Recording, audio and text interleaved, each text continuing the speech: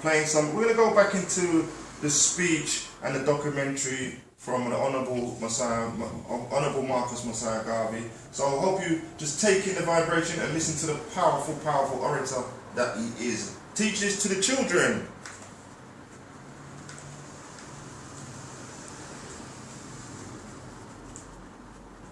Okay.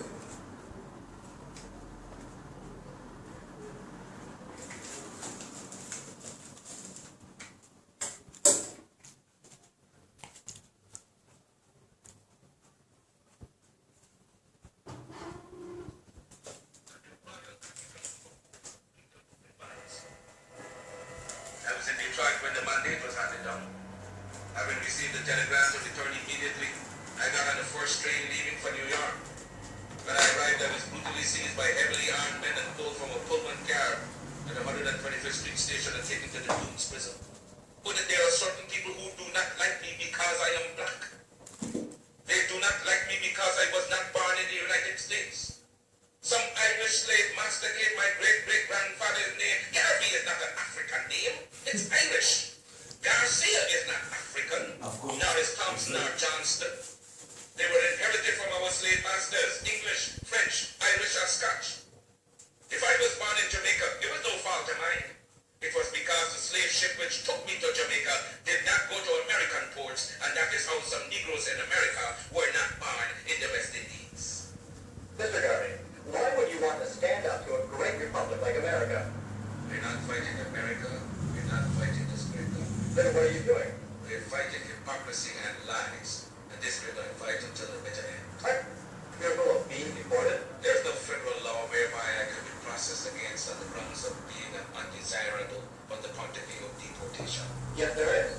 Under Section 19 of the Act to regulate the immigration of aliens to and their residents in the U.S. I arrived in this country on March 23rd, 1960. Today is June 18, 1923. That law still has not been enacted. But the NAACP Nothing changed. says, and I quote, Garvey must go. Which is why J. Edgar Hoover trumped up these charges. Do you think it was a good idea to fire your attorney? Yes. Do you think that representing yourself could backfire on you? No, I do not. Why not? The Constitution allows every man the privilege to defend themselves, Represent to yourself. prove his innocence before an American court of justice, and so I decided to do so irrespective of being a lawyer. District Attorney Massock asked the jury, quote, gentlemen, will you let the tiger loose? What's your reaction? Guilty men are afraid of jail. I'm as much at home in jail for the cause of human rights as I am in my drawing room. Well, what did you think of Mr. Dancy's testimony? Mr. Nancy was used by this government to testify against me. You heard him when the prosecutor asked him whether any of the letters were from the Black Star Line. He couldn't remember. He couldn't remember. Mr. Nancy can't read. My life is at stake and he couldn't remember. What happened in that courtroom was a charade. You all know he was just lying through his teeth. But a foreigner, why are you making all these waves? Even George Harris, editor of the New York News, a colored newspaper published in Harlem, refers to you as an alien. An alien is one who enters a country on his own account without any invitation and who domiciles himself in that portion of the country because of his own desire. Isn't that exactly what you do? Fathers. But against my will, by stubborn protest, somebody seized me and brought me here for my silent repose in Africa 300 years ago. When they get rid of you, then what? This is only the first Marcus Garvey. There will be other cops in the fold. You met with Edward Young Clark, the acting imperial wizard of the Ku Klux Klan? Yes. What was that meeting like? It was rather cordial. He made it clear that they are interpreting the true spirit of every true American. What is the attitude of the Klan towards a Negro who desires to be, say, President of the United States? That he shall never be as long as there is one white man living in this country. But isn't America a white man's country? Yes, it is a white man's country because he conquered the Indian, exterminated him, and took possession of his property. I say the KKK is the invisible government of the United States. What do you mean?